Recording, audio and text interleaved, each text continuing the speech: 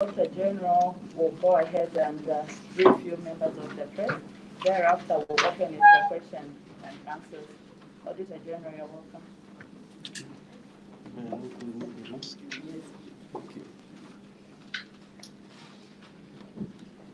Good morning, ladies and gentlemen.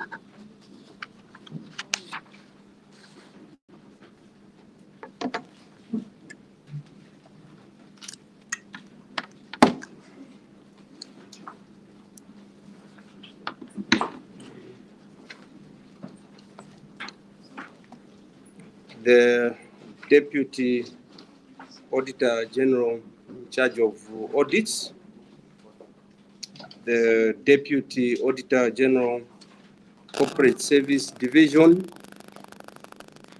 directors are present, members of the press, may I simply say, ladies and gentlemen. It gives me great pleasure to address you, members of the press, and through you, the general public, on whose behalf we conduct our audit work. From the onset, let me appreciate the collaboration we have had, especially in making the public aware about accountability of public resources when the report is out and during the parliamentary committee sittings. This press briefing is held in the spirit of sharing the salient issues on the report of the Auditor General on the accounts of the Republic for the financial year 31st December 2020 and the report of the Auditor General on the accounts of parastatal bodies and other statutory institutions for the financial year ended 31st December 2019, which are now ready for issuing. It will also be an opportunity for you to clarify matters in the report as well as other areas of public interest. Ladies and gentlemen, the office exists to audit all public resources in the Republic and give an assurance that there is prudence, transparency, and accountability in the management and utilization of the resources for the benefits of the citizens, which is consistent with the office's vision.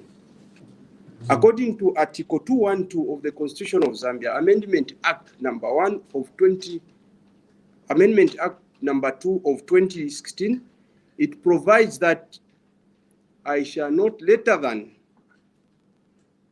9 months after the end of the financial year submit an audit report to the President and National Assembly on the accounts of the Republic audited in respect of the preceding financial year.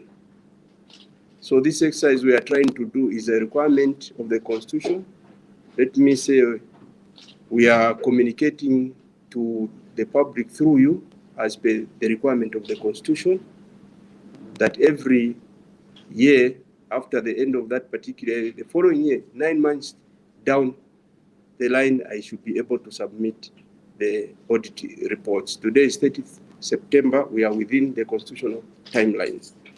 In view of the foregoing, I'm delighted to inform you that we have successfully met the constitutional requirement. Yesterday, 29th September 2021, we submitted the report and briefed His Excellency. And I wish now to brief you on the key finding of the report.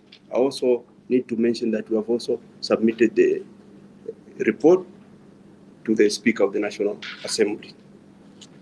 Ladies and gentlemen, the report of the Auditor General on the accounts of the Republic for the financial year ended 31st December 2020 generally reviews evident financial irregularities in ministries, provinces, and agencies, in that the irregularities that have increased outnumber the irregularities that have been reduced during the period under review, thus negating the strides made in the management of public resources.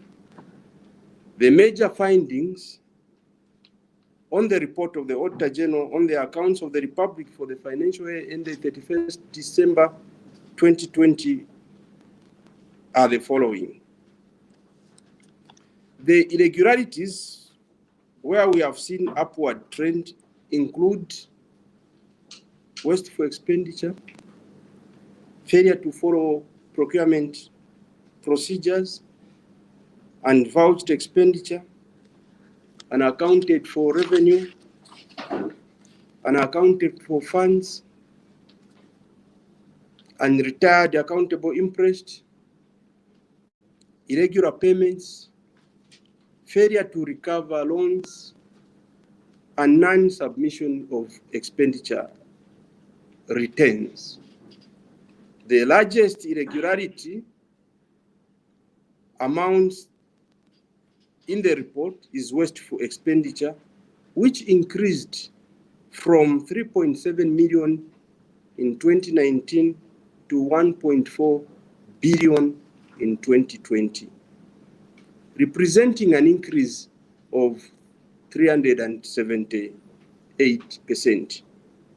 This irregularity involves Ministry of Finance, Head 21, 856 million, which is payments in interest and penalties incurred on the contract between Food Reserve Agency and Advanced African Solution. Housing and infrastructure, 362 million in payment of accrued interest and transfer of property tax. Transport and communication, 153 million. General education, 32 million. Fisheries and livestock, 9 million. Water development, sanitation and environment protection, 4 million, among others. The details, you find them in the report. Wasteful expenditure, ladies and gentlemen, is expenditure which government incurs where government does not derive any benefit or obtains goods and services at exorbitant prices or cost. The implication of wasteful expenditure is that deserving sectors of the economy are deprived of the much needed resources. Going forward, the office, through its forensic and investigation unit, will actively follow up such matters to their logical conclusion to understand the motive behind such expenditures. Where it is evident that an offense was committed arising from the wasteful expenditure, the office will engage law enforcement agencies whom we have established memorandum of understanding to take up the matter for further investigation and prosecution. The report, ladies and gentlemen, has also cited the second largest irregularity as failure to follow procurement procedures. The amount involved is 234 million.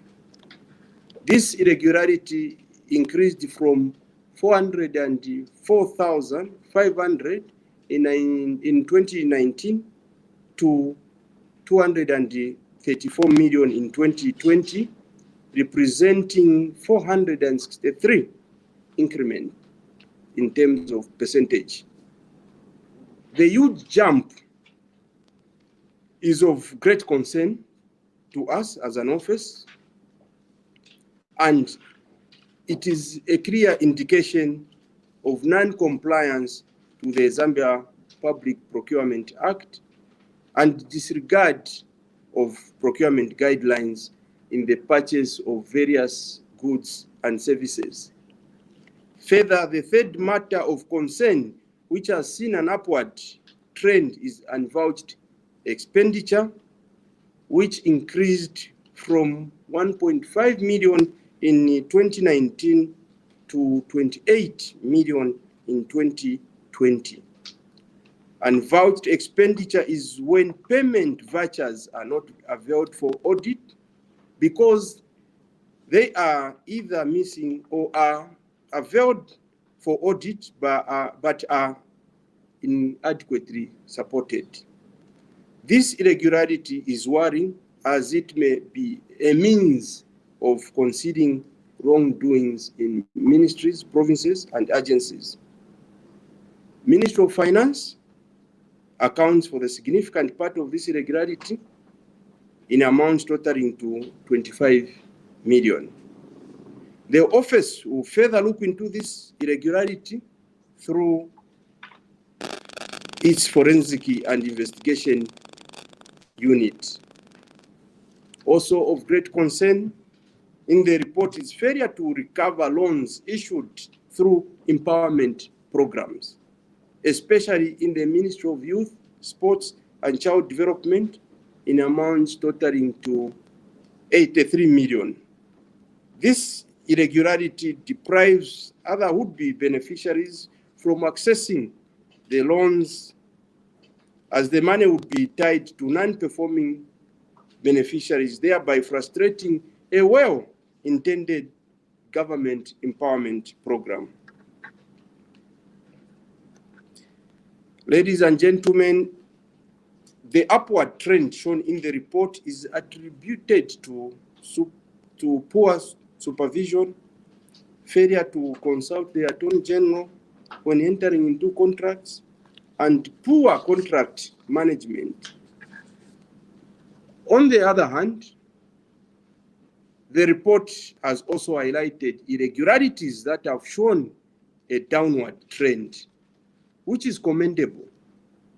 And these are misapplication of funds from 7 million to 531, unaccounted for stores from 56 million to 4 million, and delivered materials from 24 million to 4 million. We believe that if MPAs implement the audit recommendations and adhere to financial and procurement regulation, this trajectory, though not entirely satisfactory at the moment, could be seen in other areas too, and we implore controlling officers to take keen interest in reducing their audit queries. I also want to give you the other side of the report on the revenue side. Ladies and gentlemen, on the revenue side, the report has also highlighted tax arrears, which has increased from 48 billion in 2019 to 60 billion in 2020. Tax arrears, ladies and gentlemen, are unpaid or uncollected assessed taxes by ZRA, which are owed to government by various taxpayers. This means, therefore, that various government programs are negatively affected due to non-availability of funds, as the Treasury did not receive the funds from ZRA in form of these taxes.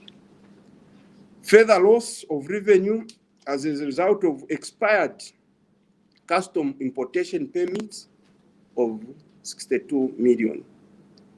Other revenue irregularities include unaccounted for removals in transit in amounts totaling to 25 million and failure to collect tax on assessed imports of 13 million.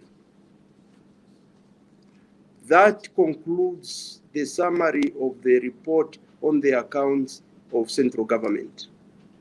I now wish to give you the account on the major finding on the report of the Auditor General on the accounts of parastatal bodies and other statutory institutions for the financial year ended 31st December 2019. Ladies and gentlemen, the reason why parastatal bodies and statutory institutions exist is to stimulate industries and economic growth, among others.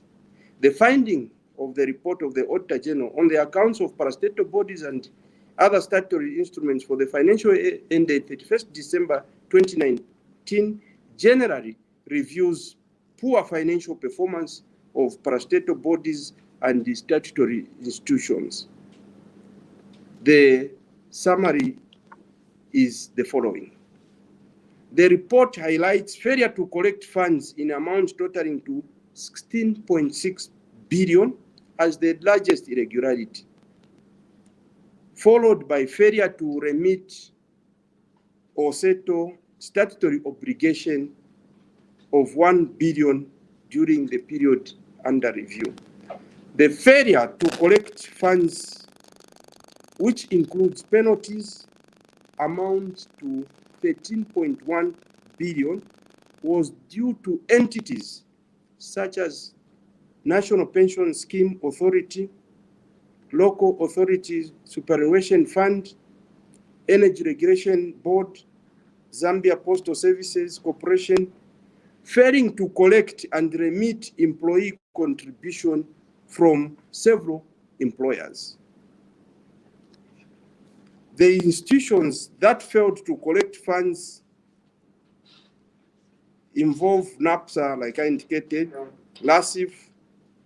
NAPSA is 16.2 billion, LASIF is 205 million, Energy Regulation Board management of energy funds is 92 million, among others. The implication for this irregularity in the case of NAPSA and LASIF is the potential inability to pay workers their dues when they retire from employment.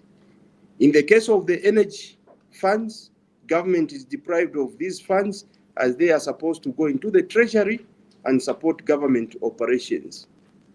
The failure to settle or remit statutory obligation involve 6 institutions with the largest amount of 988 million being attributed to Zambia Postal Service Corporation Limited. The obligations are statutory obligation deducted from several employees of various entities. However, the funds are not remitted to Zambia Revenue Authority and National Pension Scheme Authority, among others. The outstanding obligations include penalties to the tune of 742.7 million. The implication of not remitting the funds include increased cost to the entities due to penalties and delays in paying employees' pensions when they retire. The areas that have seen an upward trend from 2018 to 2019 are wasteful expenditure from 246,000 to 47 million, and supported payments from 4 million to 41 million, and retired interest from 337,000 to 578,000. Others are failure to recover loans from 2 million to 129 million, irregular payments from 5 million to 18 million, questionable payments from 1.2 million to 5 million, and failure to follow procurement procedures from 189,000 to 3.2 million. Other key findings, ladies and gentlemen, in this report include the following: weaknesses in corporate governance, failure to produce financial statements, poor financial management and operational performance, poor management of pension funds, poor returns on investment, poor management of loans, failure to recover pension debt, poor management of power purchase agreement and energy funds, poor management of contracts, and failure to adhere to applicable government policies. Some of the parastatal bodies and statutory institutions that have been cited include ZESCO Limited, National Pension Scheme Authority, NAPSA, Development Bank of Zambia, Indeni, and the Energy Regulation Board. I wish to state, before I conclude, that the report of the Auditor General on the accounts of the Republic for the financial year ended 31st December 2020, and the report of the Auditor General on the accounts of parastatal bodies and other statutory institutions for the financial year ended 31st December 2019 were produced in accordance with the Constitution of Zambia, Amendment Act number 2 of 2016, and Public Audit Act number 13 of 1994, and the Public Finance Management Act number 1 of 2018. The audits were conducted in accordance with the international standards of Supreme Audit Institution, ISIS, which are the standard relevant for the audit of public sector entities, and are issued by the International Organization of Supreme Audit Institution, INTOSAI, to which the Office of the Auditor General is a member. Ladies and gentlemen, the nation may wish to know that during the audit process, the office interacted and communicated with controlling officers so as to provide an opportunity for them to clarify and take corrective actions on the finding of the audit. By so doing, demonstrating the value and the benefit of the Supreme Audit Institution. The report contains the findings that were not resolved during the audit process, and no corrective actions were undertaken as at 31st March of 2021 for the report of the Auditor General on the accounts of parastatal bodies and statutory institutions for the year ended 31st December 2019 and 31st August 2021 for the report of the Auditor General on the accounts of the report of the Republic for the year ended 31st December 2020. For further details, I wish to refer you to the two published reports, and I also implore you to feel free to engage my office on all audit matters, and these reports will be available shortly on our website, and you can access them. I thank you, and may God bless us all. Thank you.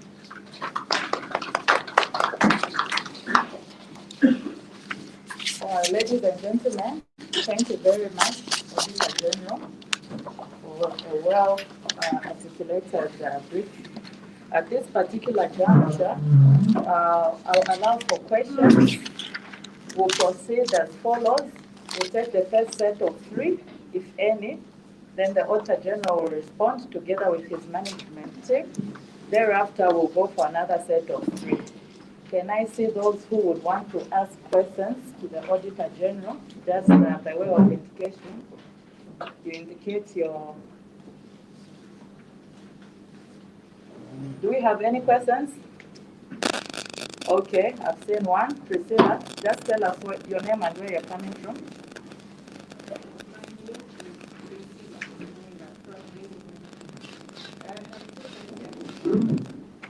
What is we've seen this report here and people are hearing before part, but this report keep coming, and in some cases we increase cases, like some of which you have mentioned. Don't you feel frustrated? Is this just an academic exercise? Because some cases are going to court and people are confused. Some don't even know what happened. Then my other question is, when are we likely to get a report on the utilization of funds for the general election? Any other question?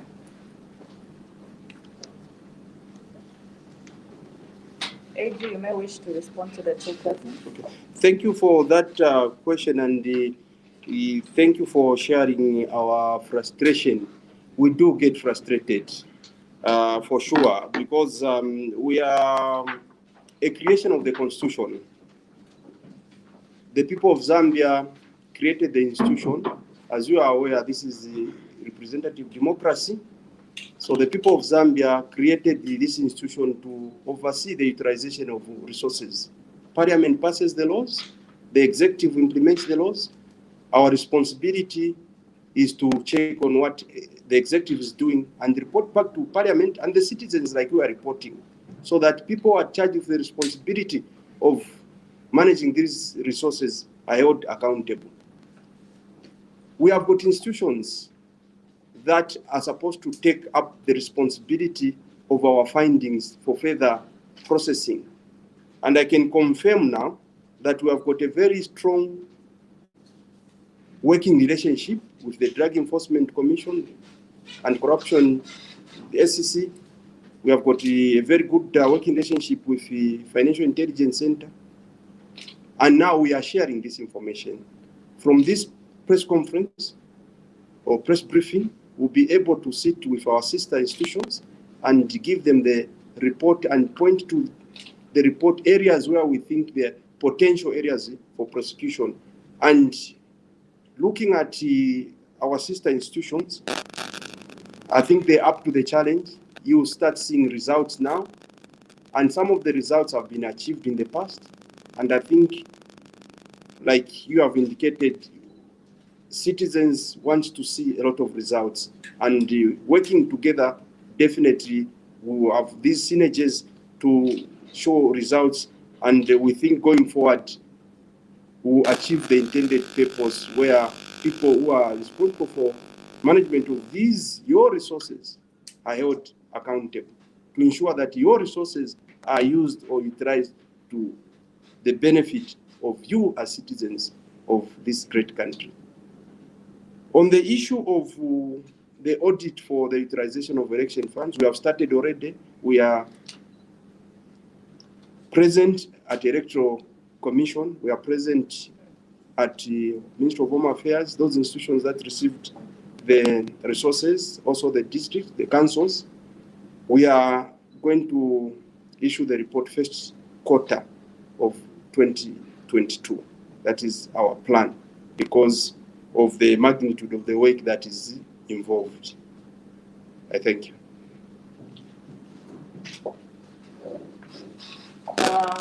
Yes, Darius and Mr. Jim, you can ask your question. Good morning, my name is Darius from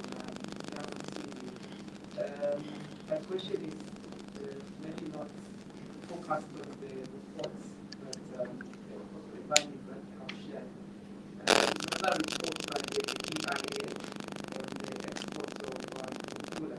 And what we saw was that there were some ministries that were implicated, even the Ministry of Community Development and other ministries. It's a bit too.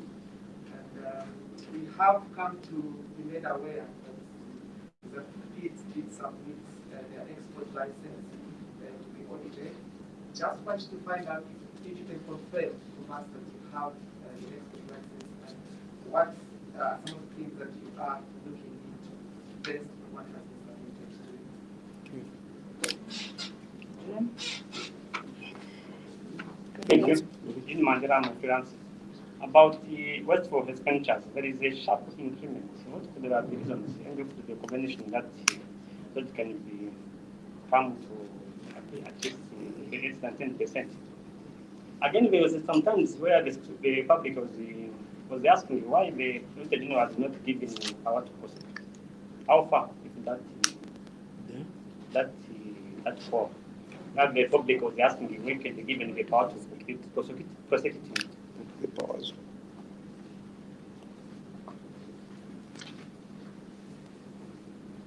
Okay. Any other hand? Okay, AG, you may proceed and respond. On the confirmation of the export licenses being given to us to audit, I can't confirm. I need to check with my deputy in charge of audit. I'm not aware.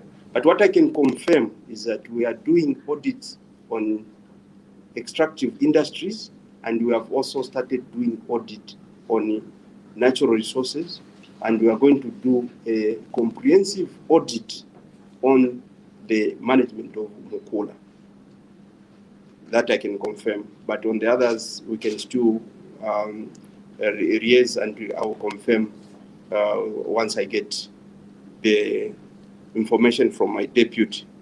On the wasteful expenditure increase, what has been observed is that management of contracts is not being well done, because as you may be aware, in the contracts there are clauses that are provided for when you fail to settle your obligation in time, for the penalties and interest to start kicking in.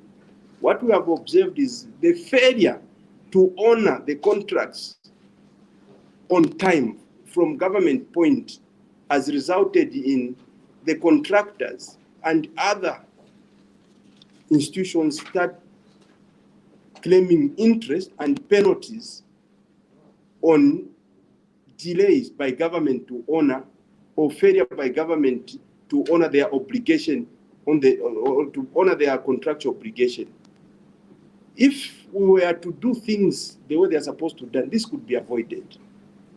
So for us, that becomes wasteful expenditure, because government ends up paying, for example, a contract of 10 million, because you have delayed to pay 1 million, 1 million kicks in interest and penalties. Those penalties and interest comes to 5 million, the contract of 10 million, we end up paying 15 million, which could have been avoided. And those resources are being gotten from somewhere else. For us, that becomes wasteful expenditure. And we are reminding government and also the stakeholders and the managers of these resources to ensure that they pay particular attention to this aspect, so that we avoid paying penalties and interest, which results in getting resources from somewhere else to honor now that obligation. That is the reason. On the power of prosecution, under Article 250 of the Constitution, we are supposed to, and we do, submit the information to institutions that are mandated to carry out activities of prosecution. Our view is that we need to strengthen the value chain, rather than the Office of the Auditor General being given the powers to start prosecuting, because this is where we start creating monsters. We need other institutions to take up the responsibility to ensure that what we provide, the value chain picks from what we provide, and the process continues. So we are of the view that the institutions that are there, which are supposed to prosecute the cases, are enough. What they need is just to capacitate them, and then we'll be able to feed them, like we have indicated, to discuss with them on the finding of the report. Then they can pick the matters there. And we are available from the memorandum of understanding that we have entered into with this institution. We are available to provide expertise issues to assist them to prosecute these matters successfully. So that is our view on that one. I said, thank you.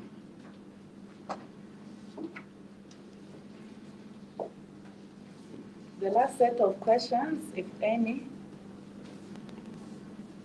I see none. Auditor General, I wish to thank you.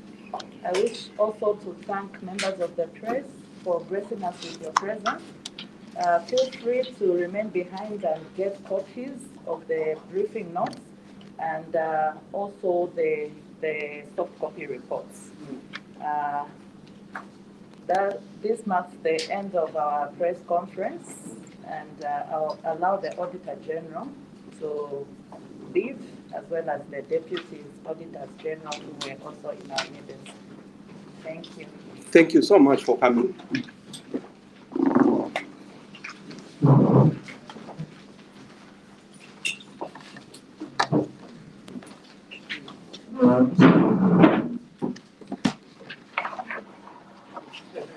How many media houses are represented here?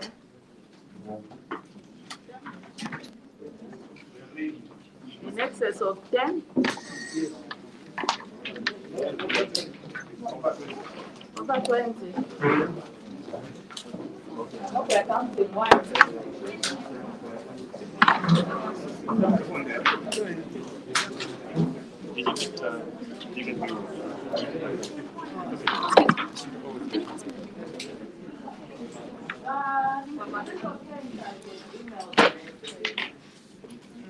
you